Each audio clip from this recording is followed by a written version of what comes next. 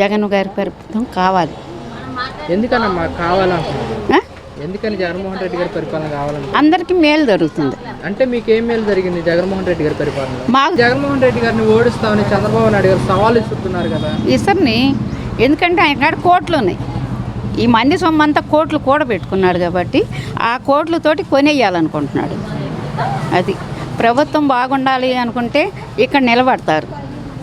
మాకు డబ్బు కోట్లు కావాలనుకుంటే చంద్రబాబుకి వెళ్ళిపోతారు. మరి ఇప్పుడు జగన్మోహన్ రెడ్డి గారు సింగల్గా పోటీ చేస్తున్నారు, 3 పార్టీలు కలిసి వస్తున్నాయి, ఎలా ఉండబోతుంది అంటారు? ఆయన ధైర్యానికి దేవుడే మేలు చేస్తాడు. ఆయన ధైర్యాన్ని మెచ్చుకొని దేవుడే మేలు చేయాలి. అది భగవంతుడు సన్నిధిలో ఉన్నాడు ఆయన. అందరు వాళ్ళు డబ్బులో ఉండారు. అది దేవుడు ఆయనకు మేలు చేస్తాడు. జనం కూడా అర్థం చేసుకోవాలా. అర్థం చేసుకొని అందరూ ఆయనకు ఓటు వేయాలి. జగన్మోహన్ రెడ్డి గారు ఎంత మంచి పనులు చేస్తుంటే ఎందుకని అందరు కలిసికట్టుగా వస్తున్నారు ఓడించడానికి? వాళ్ళు కుట్రలు, వాళ్ళు డబ్బు కూడబెట్టుకోవటం కోసం. అమరావతిలో పొలాలన్నీ వాళ్ళ పేర్ల మీద ఉన్నాయి.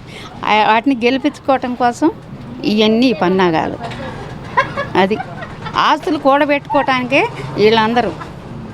పవన్ కళ్యాణ్ కూడా అమరావతిలో పొలం కొని వాళ్ళ 3వ భార్యతోటి ఆడ భూమి పూజ చేశాడు. అవి కాపాడుకోవడం కోసం తల ఊపుతా విసురుతున్నాడు. గుంటూరు పశ్చిమ నియోజకవర్గం నుంచి వైసీపీ నుంచి విడుదల రజనీ పోటీ చేస్తున్నారు, టీడీపీ నుంచి గల్లా మాధవి గారు పోటీ చేస్తున్నారు. ఎవరిని గెలిపించుకుంటారు? రజనీనే గెలిపించాలి దేవుడు. మాధవి ఎవరికి తెలియదు కదా. మాధవి ఎవరో తెలియదు. రజనీ గెలవాలనుకుంటున్నాం. ఎందుకని రజనీ గారే గెలవాలనుకుంటున్నారు మీరు?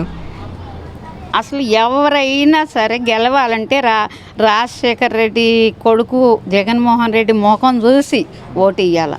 ఆయన కావాలి. అది ఆయన మతిలో పెట్టుకొని వీళ్ళందరినీ గెలిపించాలి.